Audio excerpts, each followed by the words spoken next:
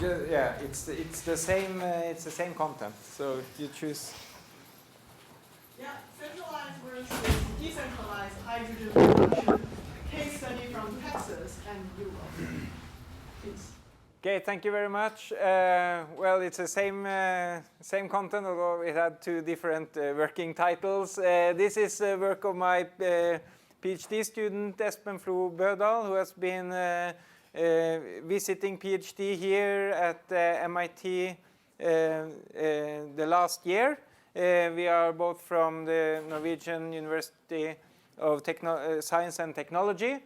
I'm also currently a visiting professor at, or visiting scholar at MIT, working together with Dr. Odun Botterud, and in this particular study, Darik Pradagav from the MIT Energy Initiative. So this talk will be the first out of two system studies where we look at not so much on the details, but more on the system implications of different hydrogen production pathways toward different uses. So, in my talk, I will focus on two different case studies of using electrolysis versus or electrolysis and natural gas reforming with CCS. Two case studies, one from Texas and one from Europe. So depending on the audience, we can, if this was more like a power system oriented audience, I would then introduce like, okay, hydrogen is probably going to be needed to enable 100% mitigation of CO2 emissions in the energy system. Well, if this is more like a hydrogen audience, I will focus more on the news sides, which is the power system analysis.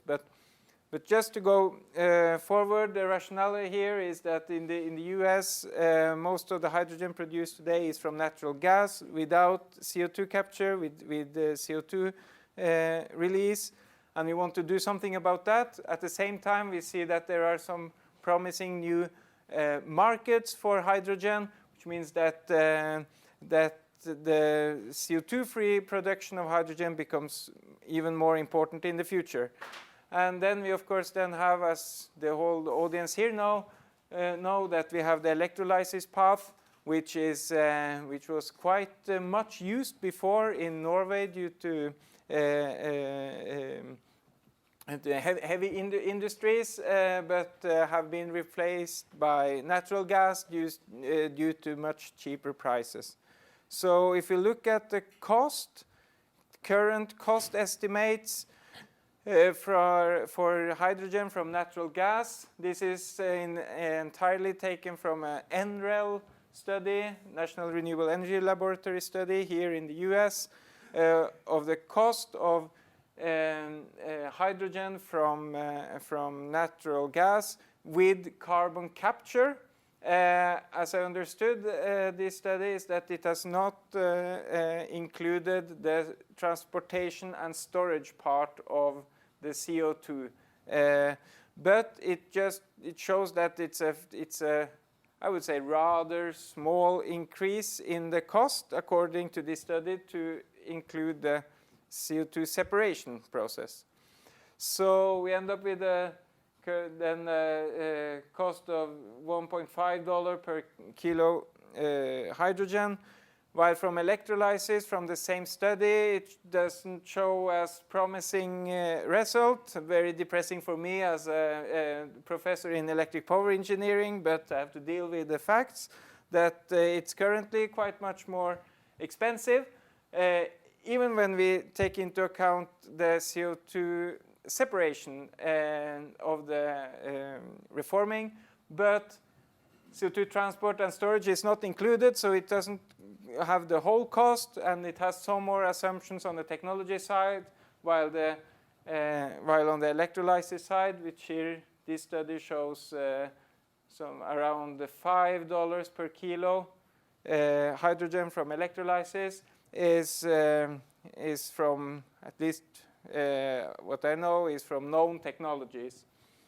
So that is the starting point of a quite straightforward study we have done about how much does it cost to produce hydrogen in different areas. In one case study of Texas and another from northern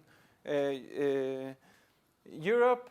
And for the Texas power system, it's a quite useful study in many respects. First of all, its electric power system is dominated by natural gas generation, but it have had a tremendous increase in wind power development the last years, and also has a great potential for much more solar than it is today. So regarding, for instance, scenarios for hydrogen use in the transport sector, Texas is an extremely interesting case because you have both the fossil and the renewable pathways available there. And when it comes to system analysis, it's also quite convenient because there exists data both for gas prices, natural gas prices, and for electricity prices in different zones of the state, which means that it's possible to do quite good comparable studies given at least now given today's market situation.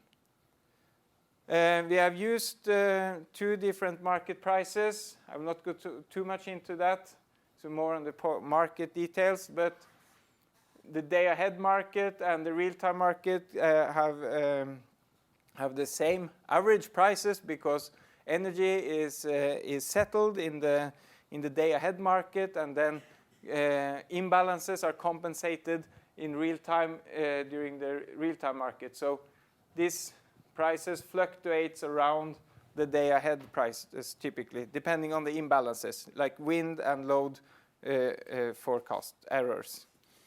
So one of the pathways that we have analyzed is like also the core of our research, the flexible hydrogen production from electrolysis, where we in this very simple illustration just show that we have one default plant setup, which is just to produce the demanded hydrogen, which we now are just considered as a constant load.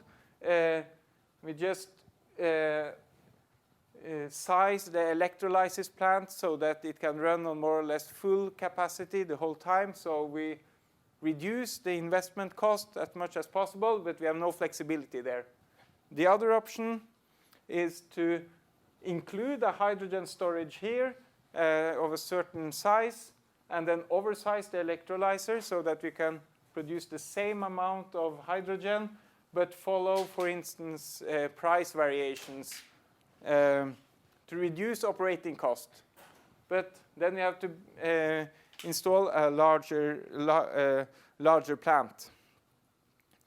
So we look at the current cost from the ERCOT, the Texas power market, and we consider typical large-scale electrolysis plant. So 50 ton per day approximates a bit more than 100 megawatt constant power demand. And we then look at price variations in the different load zones of Texas, and we use sizing optimization model of the hydrogen production plant, the electrolysis plant, which we have presented before, which just minimize the total cost of the plant, taking into account the investment costs and the operation cost given by the power prices.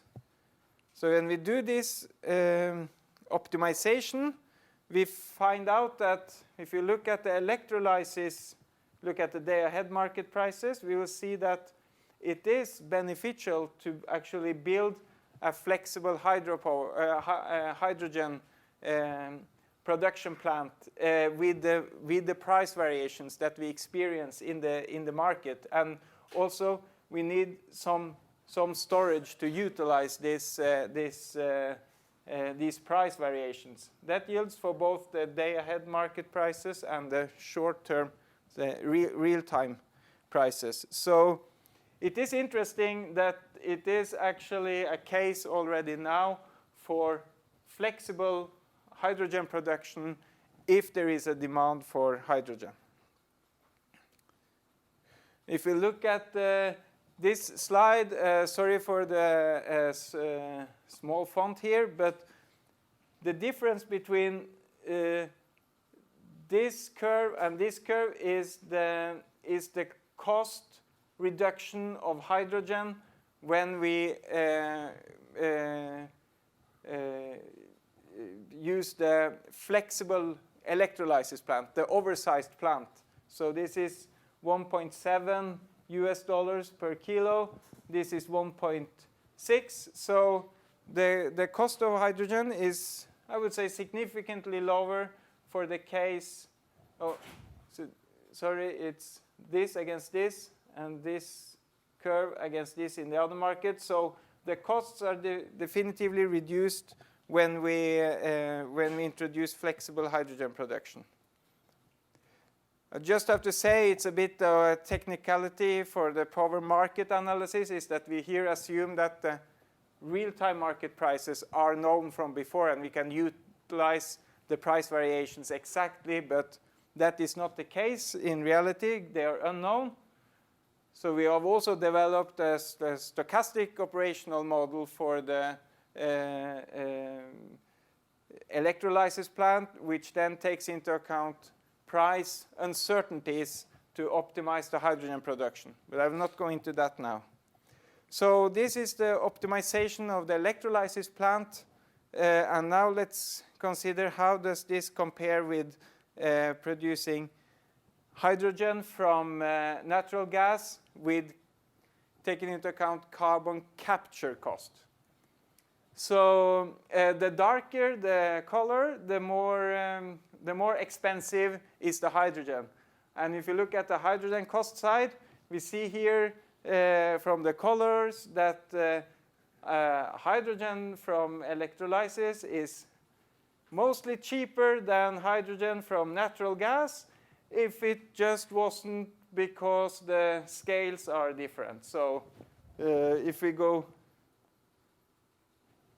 back, we see that dark green for electrolysis is $6.5 per kilo, while dark green for natural gas is 1.9. So the color is just for us at the electric power department to believe that electrolysis is still cheapest, but it's not.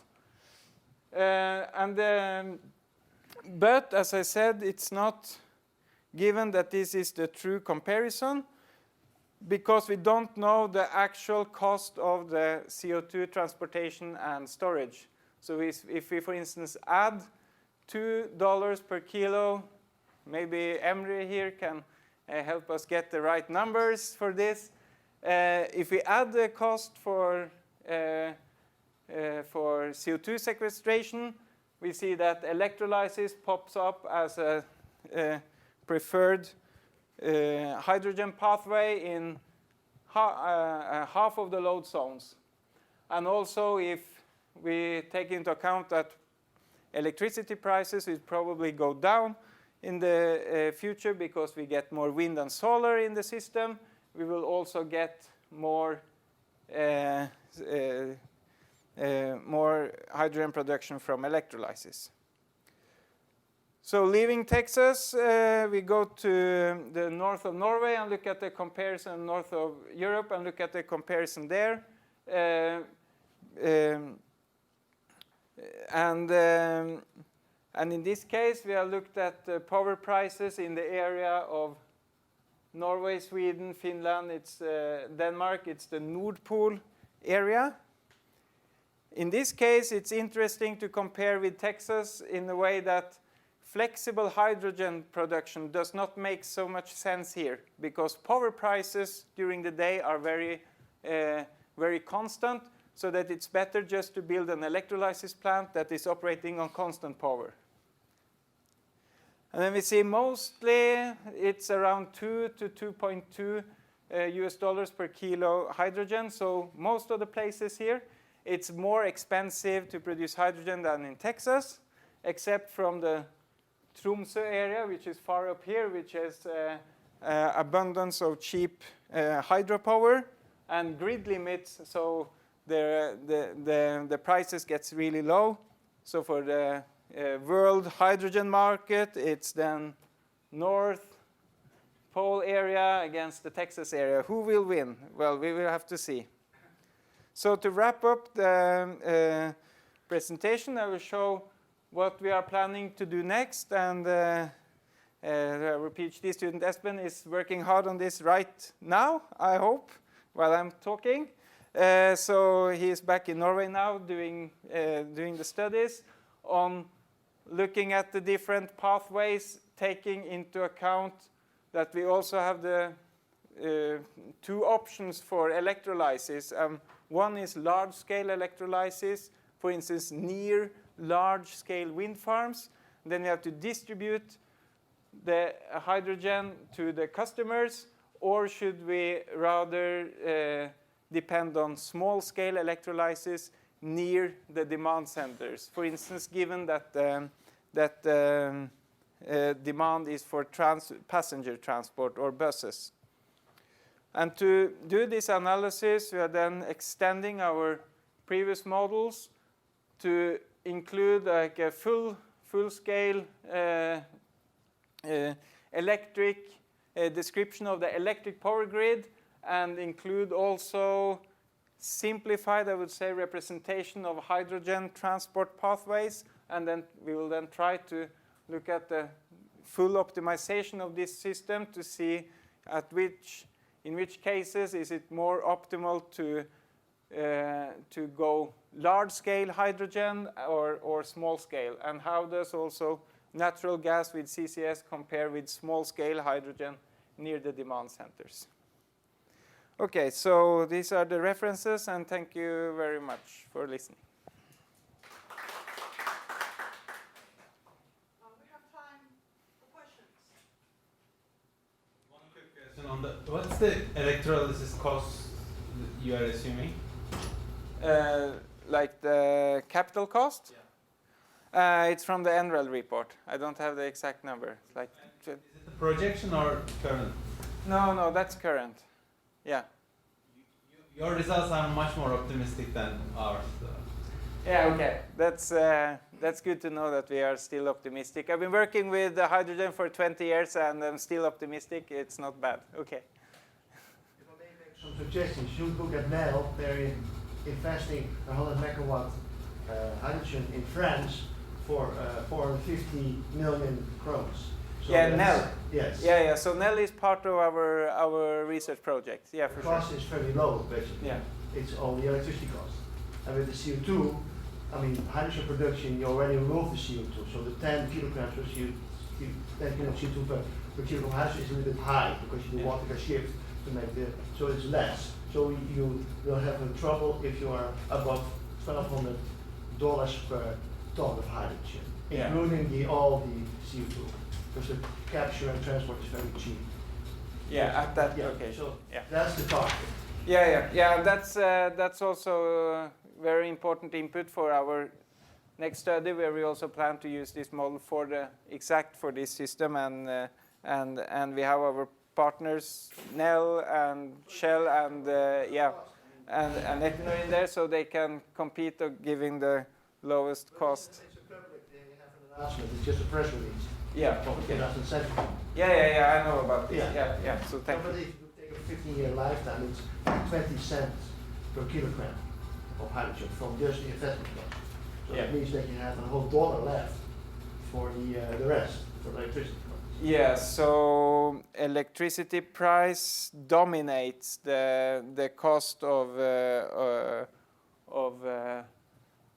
of hydrogen. So that I think if we look at these numbers, yeah, I think that it's not so far from those assumptions. So we're going to use those numbers as well. So thank you. Okay. Yeah. Good. Thanks. Another question? From ETA and with respect to your last point, so you're planning a hydrogen network and happening with CCS.